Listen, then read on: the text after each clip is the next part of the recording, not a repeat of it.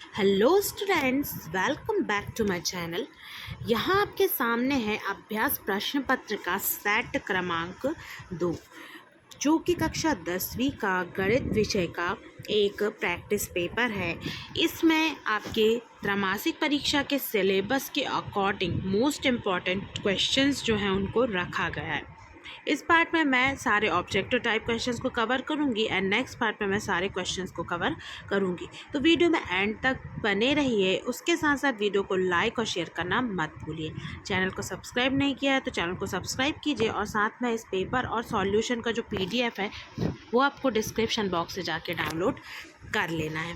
तो चलिए हम यहाँ पे वीडियो को शुरू करते हैं।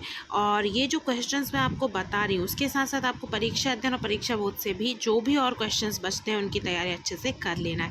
लेकिन ये क्वेश्चंस भी बहुत महत्वपूर्ण हैं क्योंकि ये पिछले सालों में पूछे जा चुके हैं। तो चलिए हम यहाँ पे स्टार्ट करते हैं और देखते हैं क्वेश्चन नंबर 1 में क्या पूछा गया है। क्वेश्चन नंबर जो 1 है वो है सही विकल्प आपको चुनकर लिखना है।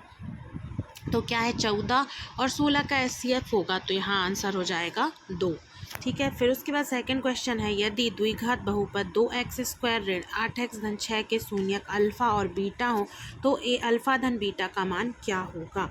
तो इसका जो आंसर है वो हो जाएगा आपका 4। अल्फ़ा और बीटा का मान होगा 4 क्योंकि ऋण b/a से आप निकालेंगे तो यहाँ पे अल्फ़ा धन बीटा का मान 4 आ जाएगा। फिर तीसरा है, यदि a1/a2 बराबर b1/b2 बराबर नहीं है c1/c2 तो रैखिक समीकरण युग्म a1x धन b1y धन c1 बराबर 0 तथा a2x धन b2y धन c2, यहाँ पे b2y होगा, b2y धन c2 बराबर 0 का क्या होगा। तो यहाँ पे हो जाएगा कोई हल नहीं होगा। आंसर क्या होगा, यहाँ पे कोई हल नहीं होगा। उसके बाद है क्वेश्चन नंबर 4, यदि द्विघात समीकरण ax² धन bx धन c बराबर 0 के मूल समान हो तो समीकरण के विविक्त कर का मान होगा। तो यहाँ पे समीकरण के जो विविक्त कर का मान है वो होगा आपका 0। ठीक है। उसके बाद आगे बढ़ते हैं, देखते हैं क्वेश्चन नंबर यहाँ पे 5, AP 13 10 7 का 30वां पद क्या होगा। तो ये जो समांतर श्रेणी है इसका 30वां जो पद है वो हो जाएगा ऋण 74। उसके बाद क्वेश्चन नंबर 6, किसी त्रिभुज ABC में DE समांतर AB तथा CD बराबर 3 सेंटीमीटर, EC बराबर 4 सेंटीमीटर और BE बराबर 6 सेंटीमीटर तो DA क्या होगा। तो DA होगा 4.5 सेंटीमीटर। अब उसके बाद यहाँ पे देखते हैं हम क्वेश्चन नंबर 2, रिक्त स्थान की आपको पूर्ति करना है। पहला क्या है, 4 करनी 3 एक खाली स्थान संख्या है तो ये इसका आंसर हो जाएगा अपरिमेय। यदि √3 मतलब रूट के अंदर कोई भी विषम संख्या है तो मोस्टली उसका अपरिमेय ही होता है। दूसरा है, द्विघात बहुपद में शून्यकों की अधिकतम संख्या कितनी होगी। तो इसका आंसर हो जाएगा 2। इसका आंसर होगा 2। फिर है समीकरण 2x धन y बराबर k में यदि x बराबर 2 y बराबर 1 तो k का मान क्या होगा। तो k का मान हो जाएगा यहाँ धन का 5। फिर उसके बाद है चौथा, एक समीकरण px बराबर 0 जहाँ px घात 2 का बहुपद है तो समीकरण क्या कहलाएगा, द्विघात या त्रिघात। तो इसका आंसर हो जाएगा द्विघात। अब उसके बाद है क्वेश्चन नंबर 5, यदि ABC समांतर श्रेणी में है तब B को A और C का क्या कहेंगे, समांतर माध्य या गुणोत्तर माध्य। तो आंसर है समांतर माध्य। फिर छठवा है, समरूप त्रिभुज के संगत कोण कैसे होते हैं, तो बराबर होते हैं। ठीक है।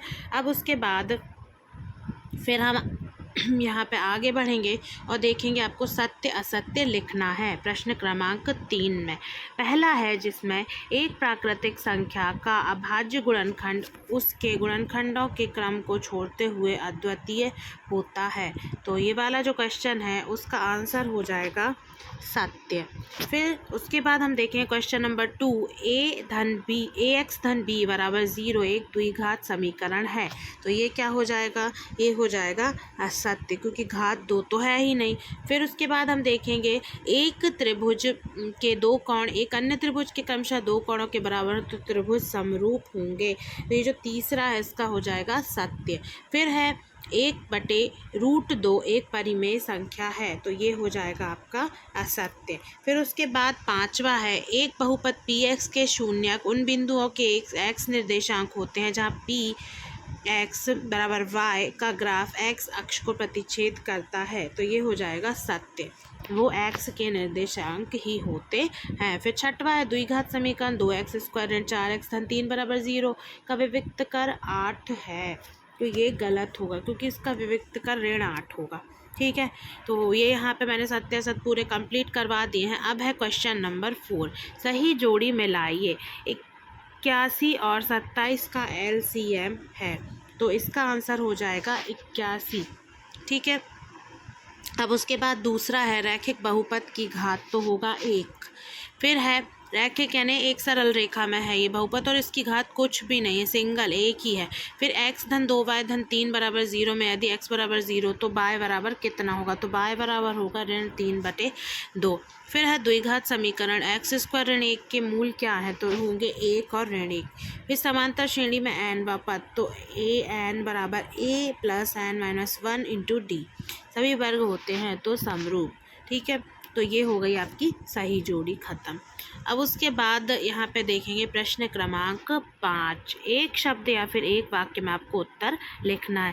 पहला प्रश्न क्या है, यदि किसी द्विघात समीकरण के विविक्त कर का मान धनात्मक हो तो उस समीकरण के मूलों की प्रकृति कैसी होगी, तो उस समीकरण के मूल कैसे होंगे, वास्तविक और असमान।